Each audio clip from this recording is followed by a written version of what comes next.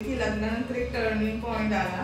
लग्नाला 2 वर्षानंतरच असा पॉईंट आला की मला सायकोलॉजिकल प्रॉब्लेम झाला. मोठी समस्या दिली, खूप मोठं संकट दिलं आणि अनुभवायला लावलं मला की त्याच्यात जग बघ काय आहे. मरण्यापेक्षा काहीतरी चांगलं काम करून मग मर.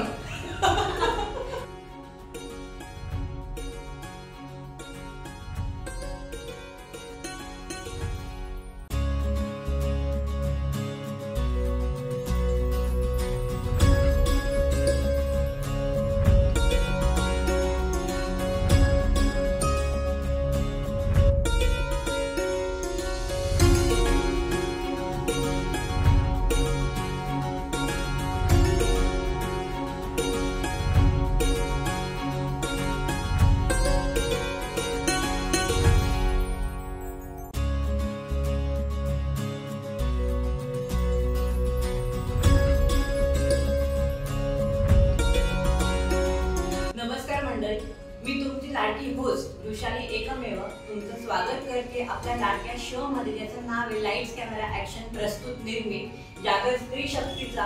आणि या स्त्री शक्तीच्या आपल्या या पाहुण्या असणार आहेत रुपालीताई रणवरे यांचं आज आपण स्वागत करूयात. ताई, तुमचं पहिलं तर आमच्या या जागर स्त्री शक्तीमध्ये खूप स्वागत आहे आणि तुम्ही आज वेळात वेळ काढून आमच्याशी गप्पा मारायला आलात आणि तुमचे अनुभव आमच्यासोबत शेअर करायला आणि आपल्या ऑडियन्सना, आपल्या प्रेक्षकांना काही मार्गदर्शन करू शकत असाल आणि त्यांना मार्गदर्शन एवढं मोलाचं ठरणार आहे की त्यासाठी आधीच धन्यवाद म्हणते. आणि आपण थेट गप्पांना सुरुवात करूयात. आणि त्याआधी तुम्हाला आमच्याकडनं, आमच्या या गिफ्टिंग पार्टनर्सकडनं जे आपल्याला आहेत गोपाला फूड्स, मुक्ता जाट आणि एकमेव आर्ट यांच्याकडनं एक छोटीशी भेटवस्तू तुम्हाला देणार आहे, ती नक्की स्वीकारा.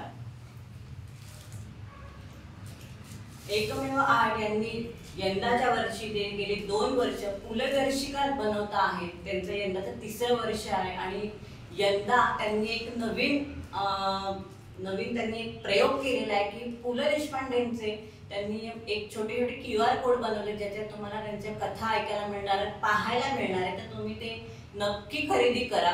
तर मॅडम, तुम्हालाही आमच्याकडनं आणि एकमेव आर्टकडनं एक छोटीशी भेटवस्तू. धन्यवाद. तर आता गप्पांना सुरुवात करूया. पहिलाच प्रश्न आहे की रुपालीताई रणवरे ही जी ओळख आहे आता आपल्या समाजामध्ये आणि आपल्या जे काही ऑडियन्स आहे त्यांच्यामध्ये, तर ती कशी सुरुवात झाली आणि तुमचं बालपणापासून आपण सुरुवात करूया की तुमचं बालपण कसं गेलं आणि कुठे गेलं. नमस्कार सर्वांना. मी Rupali Ranaware, motivational speaker, psychological counsellor, graphologist.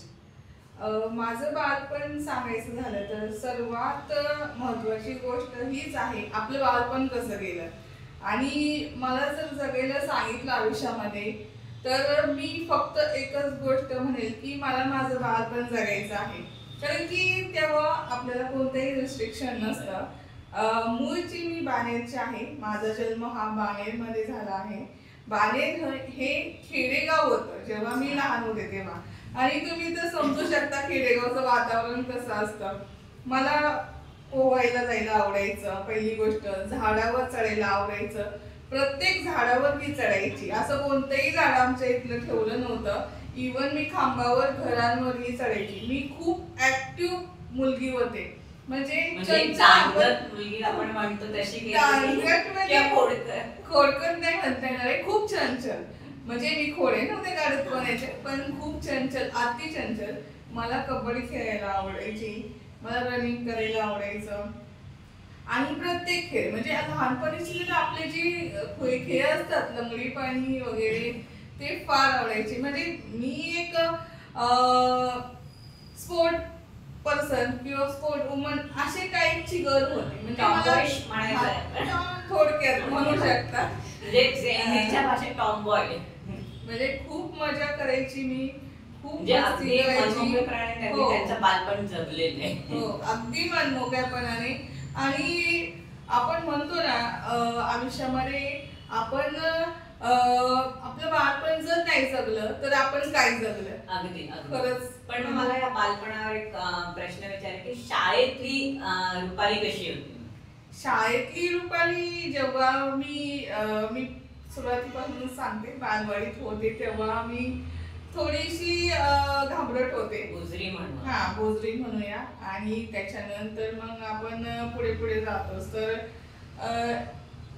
एक इन्सिडेंट असंही म्हणता येईल की नंतर मी म्हणजे इतक्या लवकर मी ओपन अप नाही झाले. जशी मी घरी खूप ओपन अप, मोकळ्या मनाची, मस्तीखोर, मस्ती करणारी होते, उड्या मारणारी चंचल मुलगी होती, तशी मी शाळेत नव्हती. माझा रोल तिथे वेगळा होता. मग तिथे मी जरा शांत होते. आणि खरं तर मला ऍक्च्युली थोडस मी ऍव्हरेज स्टुडंट होते, म्हणजे एवढी काय मी हुशार नव्हते. म्हणजे अभ्यासात कमी हो, पण खेळात अभ्यासात जास्त. मी कमी होते. आणि जरा शांत स्वभाव होता. त्याच्यानंतर एक तिसरी नंतर अचानक म्हणजे आमच्या एक मॅडम आला. त्यांच्यामुळे खरं तर मी खूप बोलकी झाले, कारण की त्यांना पूर्ण वर्गात मी आवडायची. म्हणजे जो काही आपला राहणीमान असतो, आपण जे वेळ करतो किंवा टापटीकपणा, ते आवडलं आणि माझं बोलणं फार आवडायचं. मग तिथून मी ओपन अप होत गेले. मग प्राथमिक शाळेमध्ये मी छान मस्तपैकी प्रत्येक खेळामध्ये पार्टिसिपेट घ्यायचो, जो माझ्या आवडीचा भाग होता. मी अभ्यासात कमी होते, पण खेळांमध्ये मी नेहमी पुढे असायचं आणि माझा जवळ पहिला नंबर यायचा, दुसरा म्हणजे 10च्या आतच नंबर असायचे माझे. तिथे मी खूप छान होते. आणि माझं जे स्कूल लाईफ आहे 4थी पर्यंतच्या प्राथमिक शाळेत होतं. शाळा कुठली तुमची? माझी वसंतराव दादा पाटील मुलींची 54 अशी माझी पहिली शाळा होती. प्राथमिक शाळा मराठी मीडियम मधून माझं पूर्ण एज्युकेशन झालं आहे. त्याच्यानंतर मी माध्यमिक शाळामध्ये गेले. औंधची श्री शिवाजी विद्या मंदिर, जी औंधला पुण्यातच आहे. आणि जेव्हा आपण एका शाळेतून दुसऱ्या शाळेत जातो, तो पुन्हा माझा स्वभाव आहे तिथे आला. जिथे मी ओपन अप झाले होते, म्हणजे लाईफ मध्ये चढ उतार असतात आपण म्हणतो ना, मुलंही लहान असताना कन्फ्युज होतात ज्यावेळेस ते एका शाळेतून दुसऱ्या शाळेत जातात. कम्फर्ट झोन मधून एक पुन्हा एकदा एका वेगळ्या वातावरण. कारण की आपण ज्यावेळेस माध्यमिक शाळेत जातो त्यावेळेस कसं असतं, तिथे थोडी कडक शिस्त होती, वेगळं वातावरण होतं आणि प्रत्येक विषयाला वेगळे शिक्षक होते. त्याच्यामुळे प्रत्येकाला समजून घेणं थोडंसं मला अजून अवघड गेलं. पण माझं एक बेस्ट पार्ट असं राहिलं की माझा खेळ काही सुटला नाही. मी तिकडे कबड्डी मध्ये होते आणि खो खो मध्ये होते. जवळजवळ 10वी पर्यंत मी कबड्डी खेळलेली आहे. आणि तसं पुढे पुढे आपण पुढच्या ते जातो हळूहळू. मग थोडासा छान प्रवास गेला. कधी कोणते कोणते चांगले पण शिक्षक आपल्याला भेटायचेच, असं नाही की सगळेच खूप कडक शिस्तीचे असतात. मग मोस्टली तर सगळ्या शिक्षिका असतात तिथे, तर आपण त्यांच्याशी बोलतो. आणि माझ्या आवडीचं पार्ट जे होतं पीटी टीचर, तर त्यांच्याशी बोलणं व्हायचंच आणि आपण त्यांच्याशी जास्त मोकळेपणाने बोलतो. तर 10वी पर्यंत जो छान गेला. त्याच्यानंतर मी मॉडर्न कॉलेजला होते युनिव्हर्सिटीमध्ये, तर तिथे मी BCom कम्प्लीट केले. पण मग तिथनं म्हणजे 10वी पर्यंत मराठी माध्यम आणि एकदम नंतर मग इंग्लिश का परत पुढे नाही, मराठीच झालंय माझं पूर्ण. मग आपण जे कनिष्ठ महाविद्यालय म्हणतो तिथे मी BCom कम्प्लीट केलं. आणि 12वी पर्यंत मी श्री शिवाजी विद्या मंदिर मध्येच होते. तर तो जो प्रवास होता, एकतर शालेय प्रवास खूप छान होता आणि पुढे कॉलेज लाईफ पण छानच होतं. तर कॉलेज लाईफ तर सगळ्यांना फार आवडतं. तर तसंही माझ्या 4-5 मैत्रिणी झाल्या होत्या, तर मस्त. आणि पण मग तिकडे परत कॉलेज चेंज झाल्यानंतर परत मग तोच कंटिन्यू झाला का? सुरुवातीला परत पहिली पाळीमध्ये जाऊन नाही, असं नाही झालं. थोडंसं परत बाहेर पडलं नाही, थोडंसं मी मोकळी होत गेले. कारण की माझा जो स्वभाव मूळचा असा आहे की मी पटकन मिक्सअप होत नाही कोणामध्ये आणि पटकन मला माझं मत सांगता येत नाही. तर हा स्वभाव कुठेतरी मला त्रासदायक ठरत होता. प्रत्येक वेळेस लाईफ मध्ये आपला स्वभाव आपल्याला त्रास देतो. जर तो मिक्सअप करणारा नसेल, मिसळणारा नसेल कोणामध्ये, जर आपल्याला एक्सप्रेस करता येत नसेल, जर आपल्याला सांगता येत नसेल मला काय पाहिजे, काय करायचंय, किंवा माझं बरोबर असलं तरी मी गप्प बसते, तर अशी मुलं नेमकी महाग पडतात. तर त्यातलीच मी एक होते. आणि पुढे पुढे जसे जसे अनुभव येत गेले, मग कॉलेज संपलं. कॉलेज नंतर लगेच माझं लग्न झालं खरं तर. म्हणजे अगदी कमी वयात लग्न. हो, लगेच लग्न झालं. मग खरी सुरुवात तर तिथे होती माझी.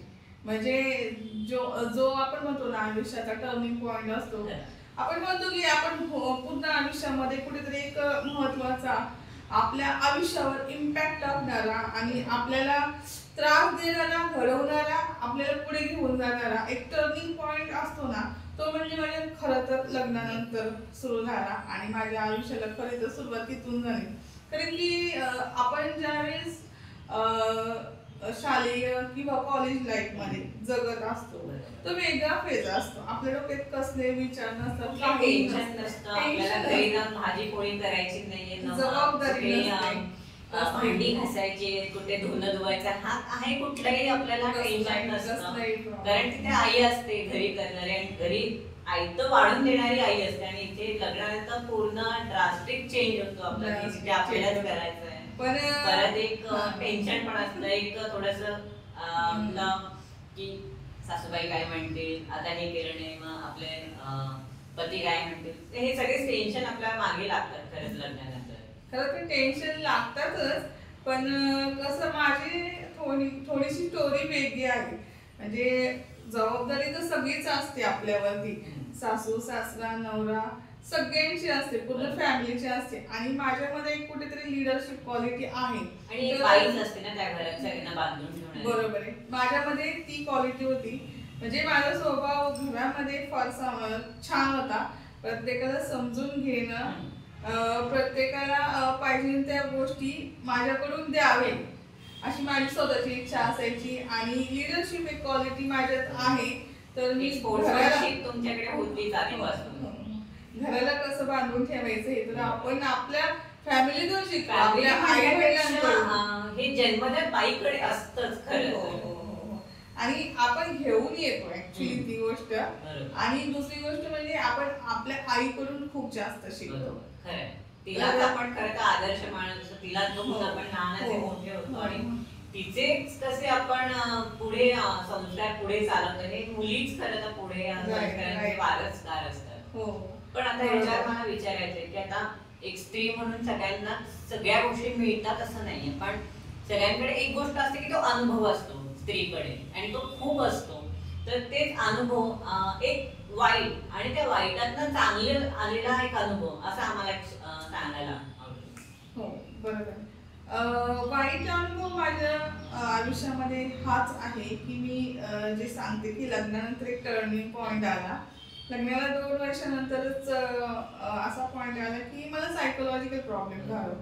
जिथे आपल्या इथे म्हणजे महाराष्ट्रामध्ये आपल्या समाजामध्ये भूत लागणं वगैरे असं म्हणतात.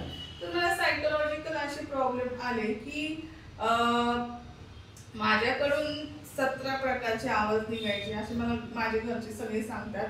आणि हा सायकोलॉजिकल डिस्टर्बन्स हा मला जवळजवळ 2-3 वर्ष त्रास देत होता. वेगळं वागणं, वेगळं बोलणं, असं खूप साऱ्या गोष्टीतनं मी सफल झालेली आहे. आणि त्याचा माझ्या जी आपली पर्सनल लाईफ असते, आपलं आयुष्य असतं, त्याच्यावरती खूप बॅड इम्पॅक्ट झाला.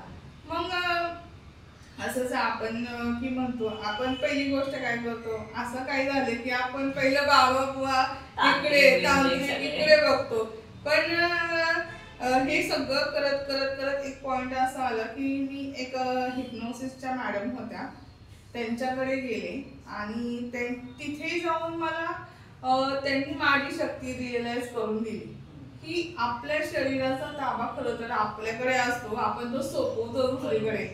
मग कुठे ना कुठे पॉझिटिव्ह आणि निगेटिव्ह एनर्जी असते, ती माणसातही असू शकते, ती कुठेही असू शकते, असं काही नाहीये की विचारातही असू शकते. आणि मेन म्हणजे आपला जो पॅटर्न असतो, तो पॅटर्न जो बनलेला असतो, जी सपरेशन आपल्यामध्ये असतं ते बाहेर निघतं खरं तर. आणि आपल्याला अशा प्रकारचे त्रास होतात। आपण खूप सप्रेस झालेला असेल लहानपणापासून, आपल्या घरातलं जे वातावरण आहे, आपल्या शाळेतलं जे वातावरण आहे, पुढे जाऊन समाजामध्ये आपण जे काही अनुभव घेतो, आपले जे काही अनुभव असतात, आपला जो स्वभाव असतो तो जो कुठेतरी आपल्याला बोलता येत नाही, सप्रेस झालेला असतो, त्याच्यामुळे अशा प्रकारचे बाहेर येतं। हो, अशा प्रकारचं गोष्ट बाहेर येत असते आणि अशा प्रकारचा त्रास होऊ शकतो। त्याच्यामुळे ह्या गोष्टीचा माझ्या लाईफवर खूप खूप खूप बॅड इम्पॅक्ट झाला। की तुम्ही काउन्सिलर पण आहात आणि मला हे याच ह्याच्यावर सांगायचं की आता हे जे काही तांत्रिक आहे, बाबा आहे, काय काय भूत म्हणजे ते काय मंत्र टाकून तुम्हाला काय काय पुढी पिढी देतात, मध्ये तुम्ही पाण्यात नाही, हे कितपत खरे आणि ह्याचा किती इम्पॅक्ट होतो? ऍक्च्युली मला जर सांगायचं झालं तर सुरुवातीला आपल्याला काहीही माहिती नसतं आणि मी एक सामान्य मुलगी होते। मला वाटलं पण नव्हतं की मी सायकोलॉजी शिकेल, मी ग्राफोलॉजी शिकेल, मी कुठेतरी मोटिवेशनल लेक्चर देईल। माझं स्वप्नातही मी करिअर हे पाहिलं नव्हतं, पण माझ्या आयुष्याने मला इथे येऊन थांबवलं आणि दाखवलं की तुला काय करायचं आहे। पहिलं तर मला खूप मोठी समस्या दिली, खूप मोठं संकट दिलं आणि अनुभवायला लावलं मला की त्याच्यात जग बघ काय आहे आणि ते त्रास सहन कर। सगळ्या प्रकारचे त्रास सहन केले आणि शेवटला असा एंड आला की मला स्वतःला रिअलाइज व्हायला लागलं की मीच विचार करायला लागले हे त्रास का होतात, हे कशामुळे होतात। हो, स्वतःलाच ऑब्झर्व केलं आणि मी सांगितल्याप्रमाणे की माझ्यावरती हिप्नोसिस काउन्सिलिंग झालं होतं।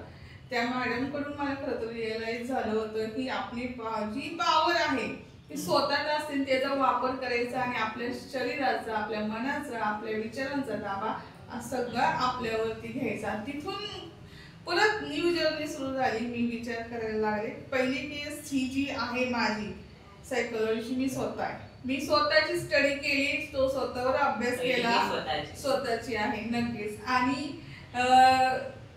मला समजले की नक्की कुठे चुकते, कुठे काय करायला पाहिजे।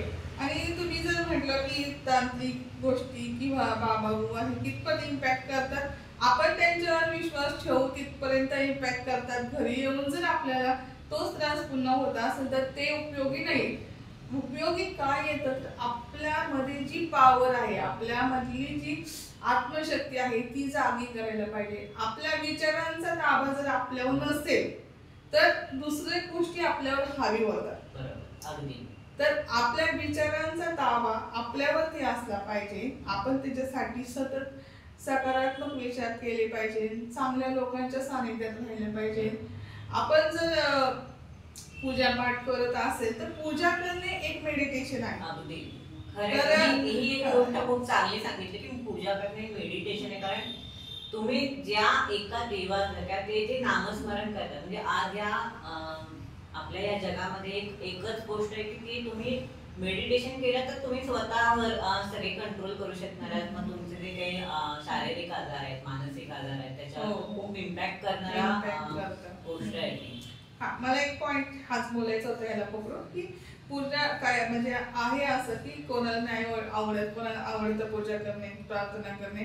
तुम्ही कोणत्याही मंदिरात जाऊ नका, कुठेही जाऊ नका, तुम्ही एका जागेवर शांत बसून जर नामस्मरण करा किंवा तुमच्या आतमध्ये काय चाललंय ह्याला शोधण्याचा प्रयत्न जरी केला, हे पण एक प्रकारचं मेडिटेशन आहे आणि परमेश्वराशी जोडणं आहे, कुठेतरी पॉझिटिव्ह शक्तीशी जोडणं आहे स्वतःला। त्यांनी सुद्धा आपल्या आयुष्यामध्ये पॉझिटिव्ह चेंजेस होतात। अगदी अगदी म्हणजे आपल्या हा जो वाईट अनुभव तुम्हाला मागे आला त्याच्यात ही चांगली गोष्ट घडली की तुम्ही स्वतःवर अभ्यास करायला लागला, त्याच्यात तुम्ही पुढच्या गोष्टी शिकत गेल्या। सायकोलॉजी असेल किंवा ग्राफोलॉजी तुम्ही आता आहात गेले 5 वर्ष करता आहात, तर त्या ग्राफोलॉजीचं आम्हाला थोडंसं एलॅबोरेट करा की तुम्ही म्हणजे त्याच्यात ऑडियन्सला तर माहितीच आहे पण ज्यांना माहिती नाही त्यांना आपण ही गोष्ट सांगितली ग्राफोलॉजी नक्की काय असते। ग्राफोलॉजी म्हणजे आपलं हँडरायटिंग, सिग्नेचर, ड्रॉइंग, ॲनालिसिस ह्याच्यावरून आपली पर्सनॅलिटी कशी आहे हे आपल्याला पूर्णपणे कळते। म्हणजेच आपले हस्ताक्षर, आपली सही, आपलं चित्र ह्याच्यावरून आपलं व्यक्तिमत्व आपल्याला पूर्णपणे कळतं की बरेचदा असं गोष्ट होते की मला मीच माहिती नसते, मला काहीतरी सायकोलॉजिकल प्रॉब्लेम आहे, मला कळतच नाही आहे, फक्त आहे मला त्रास होतोय, मला टेन्शन येतंय, मला कस तरी होतंय, हा शब्द असतो, मला अस्वस्थ पण कशाने होते. तर ह्या सगळ्या गोष्टी तुमच्या हस्ताक्षरा थ्रू डिक्टेट होतात, समोर येतात. तुम्हाला खूप इरिटेशन होत असेल तरी दिसतं इथं. त्याचा एक प्रॉपर स्टडी आहे, त्याचा एक प्रॉपर अभ्यास आहे. त्यातून आपण प्रत्येक व्यक्तींची पर्सनॅलिटी सांगतो आणि आता कोणी हसणार म्हणजे कोणी लिहून दिलं तर ताबडतोब त्याच्यावर सांगतात. आता ह्याच्यावर आपण एक प्रॅक्टिकल घेऊया. आता हे माझा हस्ताक्षर आहे, ह्याच्यावर तुम्ही काय सांगू शकता? आपण ऑडियन्सला आपण याचं प्रॅक्टिकल देऊया. ह्याच्यावर तुम्ही सही करा, मी सांगते ह्याच्यावर सही करूया आपण ह्याच्यावर. म्हणजे लगेच प्रॅक्टिकल आपल्याला आपल्या ऑडियन्सला पण देता येईल. पूर्ण नाव घ्या आणि सही करा.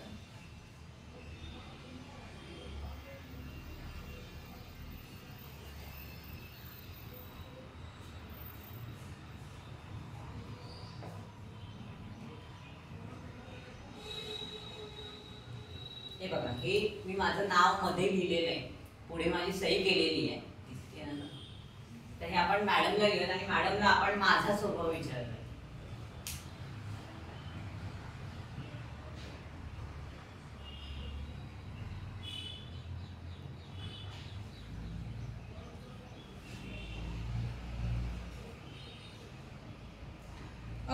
तुम्हाला मॅडम कुठेतरी ना स्ट्रेस जाणवत असतो आणि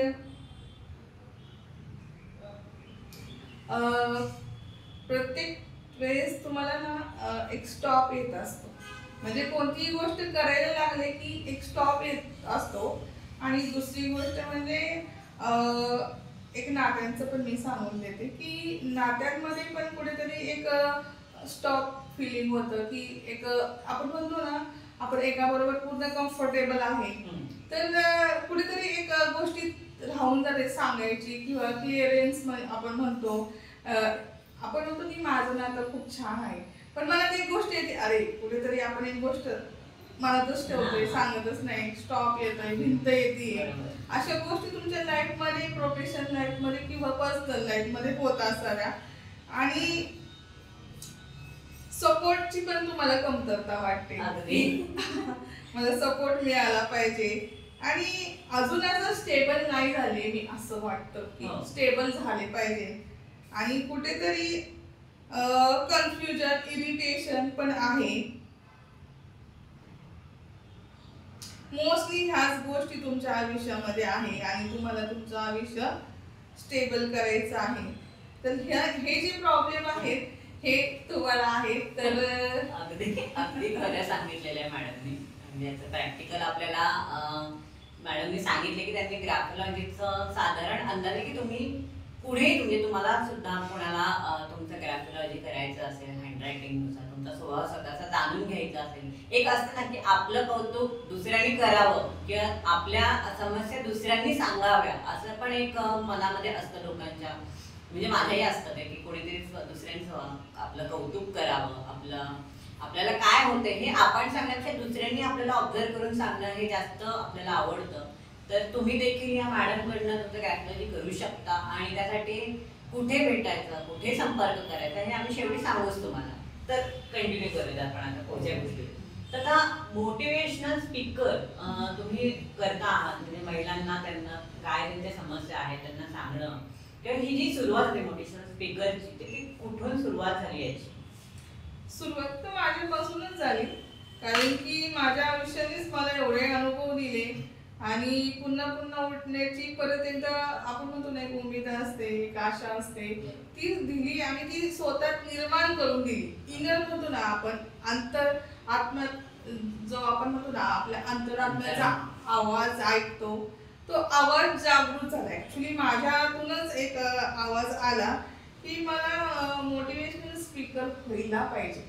खरं तर माझा मोठा तोच होता, मोटिवेशनल स्पीकर होण्यासाठी मी एवढं सगळं शिकले. मला पुढे जाऊन माहिती नव्हतं की मी नक्की काय होईल, पण एक आवाज आला होता की मी मोटिवेशनल स्पीकर झाली पाहिजे, समाजाला गरज आहे आणि महिलांना तर खूप जास्त गरज आहे. आणि दुसरी गोष्ट आपल्या देशामध्ये पेरेंटिंग ही जी गोष्ट आहे ना ही कुठेतरी कमजोर आहे. त्याच्यामुळे आपली जी मुलं आहे कुठेतरी भरकटतात. मुलांना लहानपणीच म्हणजे आपण जसं एका बीला आपण रुजवतो आणि तिला योग्य प्रकारचे खत पाणी योग्य पाणी घातलं, आपण तिला खत दिलं, टाइम टू टाइम दिलं, तर ते झाड खूप छान येतं, बहरतं, त्याला फुलं येतात, फळं येतात. त्याचप्रमाणे आपण आपल्या मुलांना योग्य वयाच्या योग्य टप्प्यावरती जर योग्य प्रकारचं खत पाणी म्हणजेच मार्गदर्शन केलं तर नक्कीच आपला मुलगा असो मुलगी असो ते आपल्या समाजामध्ये एक खूप छान नागरिक होणार आहे. आणि असं तुम्ही खरं तर हे सांगितलं की आपल्या मुलांना आपणच मार्गदर्शन करणं ना की दुसऱ्यांकडनं किंवा कोणी आपले नातेवाईक येत आहेत सांगतात. खरं काही मुलांना पण खूप इरिटेशन असतं की ते हा पण एक प्रश्न आहे की प्रत्येक जण तो नाकारे किती पार्क पडले तर तो मुलगा तो तिथून सुरुवात होते ते बुजण्यासाठी की अरे ह्यांना काय करायचं म्हणजे माझे तो कसा ॲव्हरेज मुलगा असो नाही तर हुशार मुलगा असो. तर पॅरेंटिंग जे आहे तसं आहे की दोघेही घराच्या बाहेर आहेत आणि विभक्त पद्धत आता सध्या आपल्याकडे आहे की फक्त आई वडील आणि मुलगा हे तीनच लोक त्या 4 भिंतीमध्ये राहतात. तसं आधी नव्हतं. आधी आपली कुटुंब पद्धती खूप वेगळी होती की जोड आपली सगळे आजी आजोबा काका वगैरे सगळे राहायचे. आता आजी आजोबा तर नाहीतच, फक्त ती तिघच खरं तर ती आहेत. त्याच्यामुळे मुलाकडे बघणं किती आहे, त्याला शिकवणं, त्याच्या काही समस्या असतील शाळेतल्या आहेत किंवा बाहेर जो काही खेळायला मुलांमधल्या ज्या काही समस्या आहेत किती त्यांच्यामध्ये मिक्सअप होतोय त्याचे विचार काय हे जाणून पण घेण्याची खरं तर आई वडिलांची जबाबदारी असं मी म्हणेन. तर त्याच्यात तुमचं काय म्हणणं आहे? खरं तर आपण आत्ताची जी कुटुंब पद्धती पाहतोय ना ती विभक्त असल्यामुळे मुलांवरती त्याचा सगळ्यात मोठा वाईट परिणाम होतोय. कारण की पूर्वी कसं असायचं एकत्र कुटुंब पद्धत असायची, त्याच्यामध्ये वडील कामाला जायचे आणि जर कोणाची आई जरी कामाला जात असेल तर आजी आजोबा घरात होते आणि आजी आजोबा घरात असल्यामुळे काही भीती नसायची. आणि आपण जर संस्काराचं म्हटलं तर खरं तर माणूस हा विचारांनी भरतो. तुम्ही त्या मुलावरती प्रॉपर वेळेला वयाच्या प्रत्येक टप्प्यावरती जेव्हा आपलं मूल 3 वर्षाचं आहे तेव्हा काय द्यायला पाहिजे, तुमच्या विचारांपासून तुमच्या जेवणापासून सगळ्या गोष्टी मॅटर करतात आणि तुमच्या घरातलं वातावरण जे आहे ते सगळ्या गोष्टी मॅटर करतात. जर आपल्या घरामध्ये आजी आजोबा असेल तर आपलं मूल जास्त खेळतं होतं. आपली आजी किंवा आजोबा आपल्याला स्टोरी सांगत असतात, त्यांच्या विषयाचे अनुभव त्यांना स्टोरीच्या स्वरूपात सांगत असतात आणि मुला कुठेतरी अडकून जातात आणि त्याच्यातनं काहीतरी विचार करायला लागतात आणि शिकतात. आणि मुलांना जर आपण वेळोवेळी चांगले विचार देत राहिलो प्रत्येक वयाच्या टप्प्यावरती तर त्यांचा जो पॅटर्न आहे तो पॅटर्न खूप छान बनतो, पॉझिटिव्ह बनतो. मुलांना नेहमी एक पॉझिटिव्ह बाजू दाखवायला पाहिजे. आयुष्यामध्ये कुठेही 2 बाजू असतात, पण त्यांना आपण असं घडवलं पाहिजे की आयुष्याच्या प्रत्येक टप्प्यावरती तू ठामपणे उभा राहू शकतो, तू योग्य निर्णय घेऊ शकतो आणि तू सक्षम आहे आणि सक्षम असल्यामुळे की तो योग्यच निर्णय घेणार आहे. तर त्याला आपण काय करायचं आहे, कॅपेबल करायचं आहे, सक्षम करायचं आहे. असे त्यांच्यावर संस्कार आत्ता मुलांवर पडले पाहिजे. आणि की खूप कॉम्पिटिशन आहे. पूर्वीसारखं घरातली खूप माणसं आहेत ती सपोर्ट करतील, आजी आजोबा आहे ती सपोर्ट करतील असं नाही. आताच्या जगामध्ये डिजिटल युग आपण म्हणूया, ह्याच्यामध्ये तुमच्या मुलाला तुम्ही तुमच्या पहिले तर संस्कारांनी मोठं करा, विचारांनी मोठं करा आणि त्याच्यानंतर त्याला कॅपेबल करा, त्याला त्याचे डिसिजन घेण्यासाठी स्वतंत्र करा. नंतर त्याला अशी वेळ यायला नाही पाहिजे की मी काय करू. आता बरेच मुलांचे प्रॉब्लेम आहेत की मला निर्णय घेता येत नाहीये, मी कोणत्या फील्डमध्ये जायला पाहिजे मला कळत नाही, माझा मित्र चाललाय म्हणून मी त्या फील्डमध्ये जातोय, माझी मैत्रीण तिथे आहे म्हणून मी जातोय, आई वडील सांगतात म्हणून मी तिकडे ऍडमिशन घेतलं आहे. तर स्वतःला फक्त मुलांना सक्षम करा त्यांना कळवून द्या की आयुष्य काय आहे. आणि आपण महत्वाची गोष्ट म्हणजे माझी आवड काय आहे, मला काय आवडत आहे, मला काय समजत आहे. तर तिकडे जर मुलगा गेला, आवड पॅशन जर त्याचे असेल तर तो त्या क्षेत्रामध्ये यशस्वी होणार आहे, हे 100% आहे. म्हणजे ह्याच्यावर मला एक आपला एका पिक्चरचं उदाहरण देणार आहे की तारे जमीन पर पिक्चर आला होता खूप पूर्वी. त्याच्यावर त्या लहान मुलाला खूप डिसऑर्डर होते, त्याला ते अक्षरं कळत नव्हती. तो तिसरीतला मुलगा, त्याला काहीच कळत नव्हतं, इतकं घरातलं प्रेशर, एकदा त्यात तो लहान सगळ्यामध्ये, त्याचा मोठा भाऊ आणि मी ह्याच्यातलंच एक गोष्ट सांगते मुलांची, की ज्यावेळेस 2 मुलं घरामध्ये असतात त्यावेळेस तुम्ही जर कम्पेअर करत असेल एका मुलाला दुसऱ्या मुलाबरोबर, ते तारे जमीन पर 2 मुलं होती. त्याच्यामध्ये मोठा जो भाऊ होता तो अभ्यासातही हुशार होता आणि खेळातही हुशार होता. तर त्याचे वडील खूप कडक होते. ते काय म्हणायचे, उसको दे, भैया को दे, भैया को दे. म्हणजे तो भावाला बघ, म्हणजे त्या मुलाला जाणीव करून द्यायची की तुझ्यात कमी आहे. मुलगा एक्सेप्ट करतं लहानपणी की माझ्यात कमी आहे. आणि माझ्यात कमी असल्यामुळे माणसाचं डोकं जे असतं, म्हणजे कोणतेही वय असू, लहान मुलाचं तर खूप जास्त होतं की त्याचं डोकं कन्फ्यूज होतं, विचार स्टक होतात, विचार फ्रीज होतात आणि त्याला कळत नाही की नक्की गणित जरी सोडवताना त्याचं उत्तर काय येईल. जरी तो कॅल्क्युलेशन बरोबर करत असेल तर उलट पलट करणार आहे. तर कन्फ्युजन ज्यावेळेस असतं, मुलगा असू द्या, म्हणजे बालपण असू द्या किंवा मोठेपण असू द्या, कोणतंही वय असू द्या, जर तुमच्याकडे कन्फ्युजन असेल, विचारांचा गोंधळ असेल, खूप सारे विचार आपल्यावर हवी होत असेल, तर तुम्ही निर्णय घेऊ शकत नाही आणि तुमचा मार्ग भटकतो आणि मग कुठेतरी माणूस डिप्रेशनच्या दिशेने जातं. आणि डिप्रेशनच्या दिशेने जर गेलं आणि सिव्हिअर डिप्रेशन झालं तर पुन्हा वरती यायला खूप वेळ जातो. आणि अशा प्रकारचे जे व्यक्ती असतात त्यांना लाईफमध्ये वारंवार गोष्टींना हँडल करायला प्रॉब्लेम होतो आणि पुढे जाऊन असं होतं की सिव्हिअर डिप्रेशनमध्ये माणूस आत्महत्या करण्याचा विचार करतो. आणि हे साहजिक आहे, हे विचार येतातच. त्यावेळेस माणसाची जी आत्मशक्ती असते पूर्णपणे ती लो झालेली असते, झिरो झालेली असते, म्हणून असे विचार येतात. मग अशा विचारांमध्ये जर आपल्याला कोणी सपोर्ट करणारा जवळचा माणूस असेल तर ते आपले आई वडील असतात, आपली फॅमिली असतात. आणि दुसरं म्हणजे जर आपण कोणाला गुरु मानला असेल तर ते आपल्याला सपोर्ट करतात. आणि अशा सिच्युएशन मध्ये तुम्ही एकतर काउन्सिलरकडे गेले पाहिजे. दुसरे तुम्ही स्वतःचा विचार करायला स्टार्ट केली पाहिजे की आयुष्य हे एकदाच मिळतं असं मानून आपण चालूया. तर मरण्यापेक्षा ज्यावेळेस असे विचार येतात, मलाही येऊन गेलेले आहे, मीही ह्या सिच्युएशन मधून गेलेली आहे डिप्रेशनच्या. माझ्या लाईफमध्ये खूप साऱ्या घडामोडी झालेल्या आहेत, खूप बॅड फेजेस मी पाहिलेले आहे माझ्या आयुष्यामध्ये. तर डिप्रेशनची एक वेळ माझी अशी होती की मलाही आत्महत्या करावं असं वाटलं. त्यावेळी मला असं वाटलं होतं मरण्यापेक्षा काहीतरी चांगलं काम करून मग मर. ही उत्तम आहे. मरायचं सगळ्यांना, जो जन्माला आला त्याचे मृत्यू अटळच आहे, तो काही अमरत्व घेऊन आलेला नाही. पण निदान तुमचं नाव पुढे निघावं तुमच्या नंतर पण, असं एक कार्य नक्की तुम्ही स्वतःच्या आयुष्यात करावं असं माझं अगदी असं मत आहे. तर आता पुढे शेवटाकडे येऊयात आपण, की तुम्ही नाही म्हटलं तरी आपण सगळ्या स्त्रिया आहोत, तर त्या स्त्रीला खूप असे अनुभव असतात. त्या अनुभव घेऊन, जसे आई आपल्याला एक अनुभव आपल्या लग्नानंतर आपल्याला देते, तसा तुमच्या आयुष्यातला असा अनुभव जो तुम्ही मोटिवेशनल स्पीकर म्हणून काम करताय, त्यात महिलांना असं काय काय उपदेश करत असतात, काय काय मार्गदर्शन करत असतात?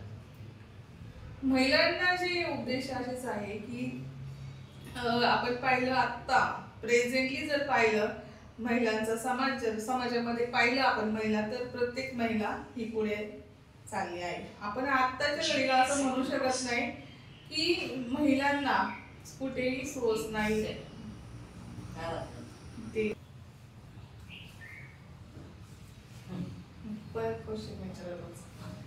तर तुम्ही मोटिवेशनल स्पीकर म्हणून आता काम करता की महिलांना वेगवेगळे उपदेश देताय, मार्गदर्शन करताय, तुमचा अनुभव तुम्ही त्यांच्या पुढे कसा मांडता? आजच्या आपण जनरेशनचा विचार केला, आजच्या प्रेझेंट मोमेंटचा विचार केला तर महिला कुठेही मागे नाही आहे. आणि आज घराघरातून प्रत्येक मुलीला सपोर्ट केला जात आहे. आपण सिटीचा जो डेव्हलप एरिया पाहिला तर तिथे सगळीकडे मुलींना भरपूर सपोर्ट केला जात आहे. आणि आज प्रत्येक आई वडिलांना कळालं आहे की माझ्या मुलीला योग्य शिक्षण दिलं पाहिजे, तिला तिचा स्पेस, तिला तिची जागा दिली पाहिजे, तिचं करिअर घडवलं पाहिजे. कारण की उद्याची जी स्त्री बनणार आहे तीच समाज मोठा करणार आहे, तीच घर मोठं करणार आहे, तीच देश मोठं करणार आहे. तिच्या पोटाला जो कोणी बाळ येतं त्याला ती घडवणार आहे. कारण की एका स्त्रीच्या हातामध्ये समाज आपण आहे म्हणूया, देश म्हणूया. कारण की ती जर सक्षम असली प्रत्येक निर्णय घेण्यासाठी, ती जर नॉलेजेबल असली, तिला भरपूर जगाचं ज्ञान असलं तर ती घरालाही सांभाळू शकते, मुलांना सांभाळू शकते, समाजामध्ये ताटमानाने ती काम करू शकते. आणि माझा जर हे अनुभव सांगायचा म्हटलं तर जेव्हा माझं बालपणापासून आणि माझा जो प्रवास आहे, पहिलं तर मी सुरुवातीला सांगितलं होतं मी खेडेगावची प्रॉपर. बाहेर हे पूर्वी खेडेगाव होतं, त्याच्यानंतर 10 वर्षात ते माझ्या लहानपणी स्मार्ट सिटीकडे त्याची वाटचाल झाली. तर मी एक अशा ठिकाणावरून आलेली मुलगी आहे की तिथे सगळ्या सोर्सेस कमी होत्या. जरी आम्हाला स्कूलला जायचं म्हटलं तरी प्रॉब्लेम यायचे, आम्हाला कोणतं ट्युशन लावायचं म्हटलं तरी प्रॉब्लेम यायचे, सगळे सोर्सेस कमी होते. तरी सुद्धा आज मी काहीतरी आहे, म्हणजे असं खूप काही मोठं आहे असं मी म्हणणार नाही, पण पायावर उभी, हा पायावरती उभी आहे. आणि माझ्या आयुष्याने मला ह्या माझी स्वतःची ओळख करून दिली. आणि मला माझ्यात काय आहे हे माझ्या आयुष्याने मला सांगितलं. आणि तू कोणत्या कामासाठी आहे हेही मला माझ्या आयुष्याने सांगितलं. तर प्रत्येक स्त्रीमध्ये काहीतरी स्पेशल गोष्ट असते. प्रत्येक जण अभ्यासातच हुशार असलं पाहिजे असं काही नाहीये, मला पर्सेंटेज जास्त असले पाहिजे असं काही नाहीये. तुमच्यामध्ये जी स्किल आहे, जे कौशल्य आहे, ते कौशल्य जर तुम्ही ओळखलं आणि त्याच्यावरती काम करत राहिलं तर तुम्ही पाहू शकता डिजिटल जे जग आहे तर ह्याच्यामध्ये आपण सोशल मीडियावरती आपलं प्रत्येक स्किल आहे ते टाकू शकतो. आणि लोकांना आपोआप त्याची ओळख होते की आता गरज नाहीये मला कोणाची, मी माझा व्हिडिओ तयार करणार, मला जे येते ते मी टाकणार, व्हायरल ऑटोमॅटिक ते व्हायरल होत जातं. त्याच्यामुळे आज तुम्ही म्हणू नाही शकत की मला काही येत नाही, मला काही जमत नाही आणि मला कोणाचा सपोर्ट नाहीये. तर तुम्ही तुमचा सपोर्ट बना. कारण की विचार येतात मला सपोर्ट नाहीये असं नाही की विचार येत नाही, पण तुम्ही तुमचा सपोर्ट बना. आणि तुम्ही मोबाईलचा पण सपोर्ट घेऊ शकता. आता सगळ्यात मोठा तर हा आहे खरा मोबाईलचा उपयोग अशा पद्धतीने जर का तो केला गेला तर तो मोबाईल चांगला असं आपण म्हणू शकतो. नाहीतर वाईट अनुभव तर खूप आहेत लोकांचे.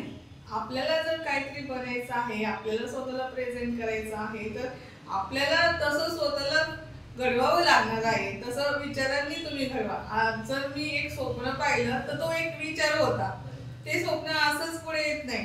ज्यावेळेस आपण स्वप्न पाहतो तो एक विचार असतो आणि त्या विचारांना आपण पाणी दिलं तर तो विचार मोठा होऊन काहीतरी स्वरूप बनतं आणि त्याचं स्वरूप आपल्याला दिसतं. जसं की आज मी फक्त विचार केला होता की मोटिवेशनल स्पीकर बनायचं, पण मोटिवेशनल स्पीकर बनण्यासाठी काय शिक्षण लागतं ते माहीत नव्हतं. पण त्याला स्वरूप देत गेले की त्याचा अभ्यास करत गेले की सायकोलॉजी महत्वाची आहे, आपल्याला लोकांना समजून घेतलं पाहिजे, आपल्याला लोकांना समजून घेण्याचे अजून अनेक पर्याय आहे. ग्राफोलॉजी शिकले मी, NLP शिकले, हिप्नोसिस शिकले, न्यूरोलॉजी शिकले.